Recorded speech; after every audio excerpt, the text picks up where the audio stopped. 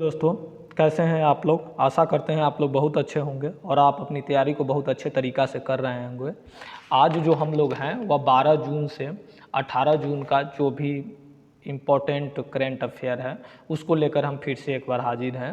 हर एक संडे को मैं यह 10 से 12 क्वेश्चन जो हाईलाइटेड होती है उसको लेकर मैं आता हूँ। तो इस पर हम लोग देखते हैं कि इसका फर्स्ट जो करेंट अफेयर है वह भारत की जानवरों के लिए पहली कोविड-19 वैक्सीन का नाम क्या है। तो इस कोविड वैक्सीन का नाम एनोकोवैक्स है। आप लोग इसको याद रखिएगा, एनोकोवैक्स है। एनोकोवैक्स है और इसको ICR national research centre on equine ने बनाया है और इसका हेड क्वार्टर जो है वह हरियाणा में है। यह डेल्टा और ओमिक्रॉन से जानवरों को बचाती है। इसमें आप लोग देख लीजिएगा, मोडर्ना जो है वो USA का है, स्पुतनिक रसिया का है, और कोवैक्सीन जो है वह भारत का है। आप बार बार एग्जाम में यह भी पूछ देता है कि इसको बनाया किसने है। अपने यहाँ कोविशील्ड भी एक वैक्सीन हम लोगों को काफ़ी महत्वपूर्ण था, इसको सीरम इंस्टीट्यूट ने बनाया था। कोविशील्ड को सीरम इंस्टीट्यूट और कोवैक्सीन को बनाया था वह भारत बायोटेक ने बनाया था। कोविशील्ड सीरम इंस्टीट्यूट जो पुणे में है और भारत बायोटेक जो हैदराबाद में है। तो इसको भी कुछ आप लोग इसको याद रख सकते हैं।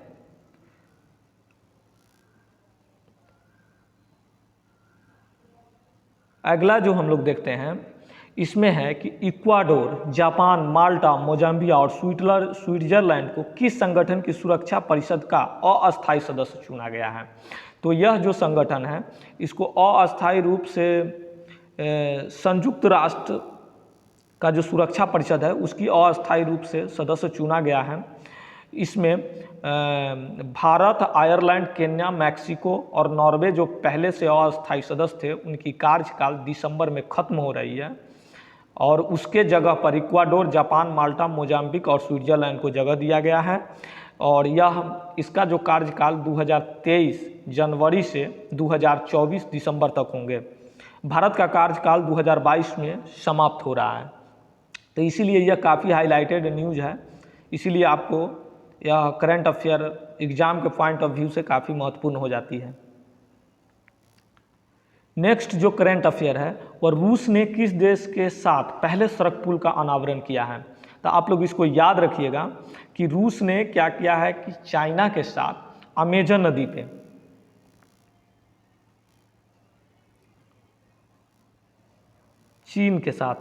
चाइना के साथ उसने क्या किया है कि अमूर नदी पर, जो रूस और चीन के बीच में एक नदी बहती है अमूर नदी पर एक पुल बनाया है जिससे चीन और रूस के बीच में आवागमन की सहूलियत हो सके।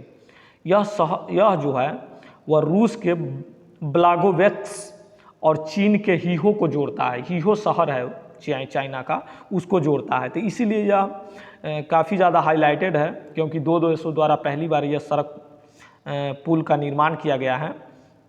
तो इसीलिए इसको भी आप लोग एग्जाम में पॉइंट ऑफ व्यू से इसको भी आप याद रख सकते हैं, यह काफ़ी महत्वपूर्ण हो जाती है। अगला जो करंट अफेयर हमारा है वह भारत का दूसरा सबसे बड़ा तेल आपूर्ति कौन सा देश बना है।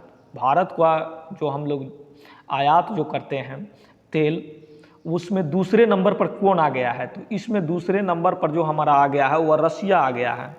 रसिया, इससे पहले दूसरे नंबर पर सऊदी अरब था और पहले नंबर जिससे हम लोग सबसे ज़्यादा तेल आयात करते हैं वह इराक है। सऊदी, और इसने क्या किया है, रसिया ने सऊदी अरब को पीछे छोड़ दिया है और इस तरह से इसने क्या किया है कि दूसरा स्थान अपना हासिल कर लिया है, जो भारत के तेल के आयात का 16% से भी अधिक है। तो इस तरह यह न्यूज़ काफ़ी हाईलाइटेड है, आप लोग इसको भी याद रख सकते हैं। नेक्स्ट जो अपना करेंट अफेयर है उसमें हम लोग देखते हैं कि भारत गौरव योजना के तहत पहली ट्रेन को किस रेलवे स्टेशन से हरी झंडी दिखाकर रवाना किया गया। तो यह जो रेलवे स्टेशन है वह कोयम्बटूर है। यह कोयम्बटूर तमिलनाडु में पड़ता है। तमिलनाडु से महाराष्ट्र के साईनगर शिरडी तक चलाया गया है। इस ट्रेन का मुख्य उद्देश्य क्या है कि यह धार्मिक स्थलों पर आपको जाना है, जाने के लिए आप इस ट्रेन को लीज पर ले करके तो किसी भी प्लेटफॉर्म पर चला सकते हैं। इसका मुख्य उद्देश्य यही है।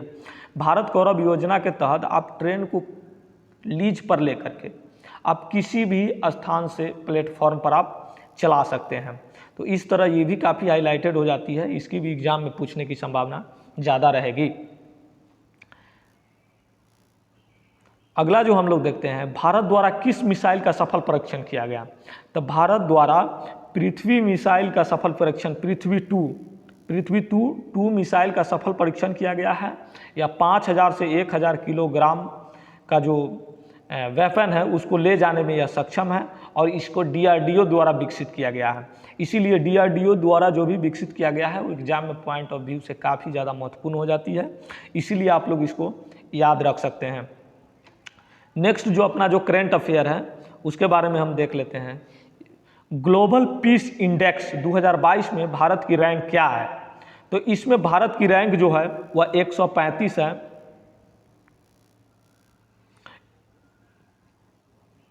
यह ग्लोबल पीस इंडेक्स जो है वो IEP द्वारा जारी किया गया जाता है। IEP का फुल फॉर्म जो होता है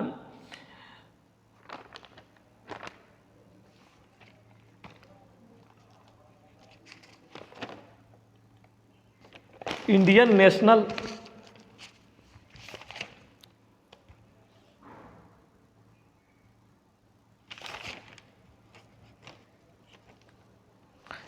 institute for economic and peace होता है। IEP का फुल फॉर्म जो होता है वह इंस्टीट्यूट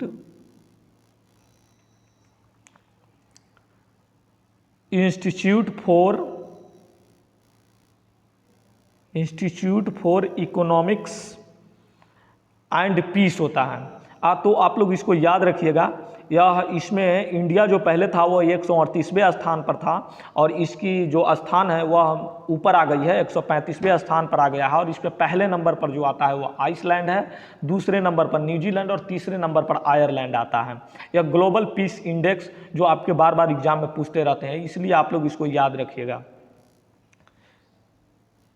नेक्स्ट जो अपना करेंट अफेयर है उसके बारे में हम लोग देखते हैं कि 44वें शतरंज ओलंपियाड के लोगों का शुभंकर को किसने लॉन्च किया। तो इसको लॉन्च किया है MK स्टालिन ने। MK स्टालिन जो तमिलनाडु के चीफ मिनिस्टर हैं और यह जो 44वें शतरंज ओलंपियाड जो होगा यह तमिलनाडु के मामलापुरम जगह में होगा और यह 28 जुलाई से 10 अगस्त के बीच में खेला जाएगा और इसमें 180 से 2000 खिलाड़ी अंतर्राष्ट्रीय प्रतियोगिता में भाग लेंगे। तो इस तरह यह काफ़ी हाईलाइटेड हो जाती है क्योंकि शतरंज में इंडिया का हमेशा बोलबाला रहा है। और आप लोग एक और याद रखिएगा कि शतरंज का जो अध्यक्ष है,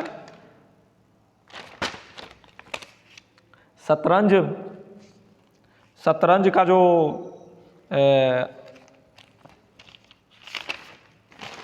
अखिल भारतीय शतरंज महासंघ के अध्यक्ष संजय कपूर हैं। आप लोग इसको याद रखिएगा। अखिल भारतीय जो शतरंज महासंघ के जो अध्यक्ष हैं वह संजय कपूर हैं।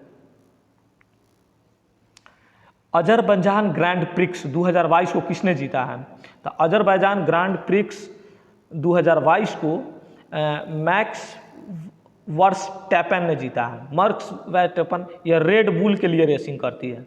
सर्जियो पेरेज भी रेड बुल के लिए रेसिंग करता है। लुइस हैमिल्टन जो है वह मर्सडीज बेंज के लिए और जॉर्ज रसेल भी मर्सडीज के लिए रेसिंग करते हैं। यह फार्मूला 1 जो रेस होता है उसके बारे में जो अजरबैजान में हुआ है उसमें मैक्स वर्स्टैपेन ने जीता है जो रेड बुल के लिए रेसिंग करते हैं। तो इस तरह इस क्वेश्चन को भी आप लोग याद रख सकते हैं। नेक्स्ट जो अपना जो क्वेश्चन है उसके बारे में हम देख लेते हैं। खेलो इंडिया यूथ गेम्स 2021 को किसने जीता है। तो इसको जो जीता है वो हरियाणा ने जीता है। हरियाणा के टीम ने खेलो इंडिया 2021 का जो गेम है उसको हरियाणा ने जीता है, उसको हरियाणा ने जीता है। और इसमें हरियाणा ने क्या किया है कि इसमें 52 स्वर्ण पदक, 39 रजत और 46 कांस्य पदक जीत करके यह इस प्रतियोगिता को जीत लिया है। इसमें पहले स्थान पर हरियाणा है, दूसरे स्थान पर महाराष्ट्र है, महाराष्ट्र जो है वह दूसरा स्थान हासिल किया है, तीसरे स्थान पर कर्नाटक है और चौथे स्थान पर जो है वह मणिपुर आता है। चौथा स्थान जो मणिपुर को मिला है। तो इस तरीक़ा से इस करेंट अफेयर को आप लोग याद कर सकते हैं। और यह बहुत खेलो इंडिया यूथ गेम्स 2021 यह चौथा संस्करण था और यह काफ़ी हाईलाइटेड रही, इसीलिए हर एक एग्जाम ऑफ पॉइंट व्यू से यह काफ़ी महत्वपूर्ण हो जाता है। तो इस तरह से हम लोग जो आज जो करेंट अफेयर था उसको हमने देखा। फिर नेक्स्ट सप्ताह में जो भी इम्पोर्टेंट करेंट अफेयर होगा उसको हम लोग लाने का कोशिश करेंगे। Okay, thank you for listening.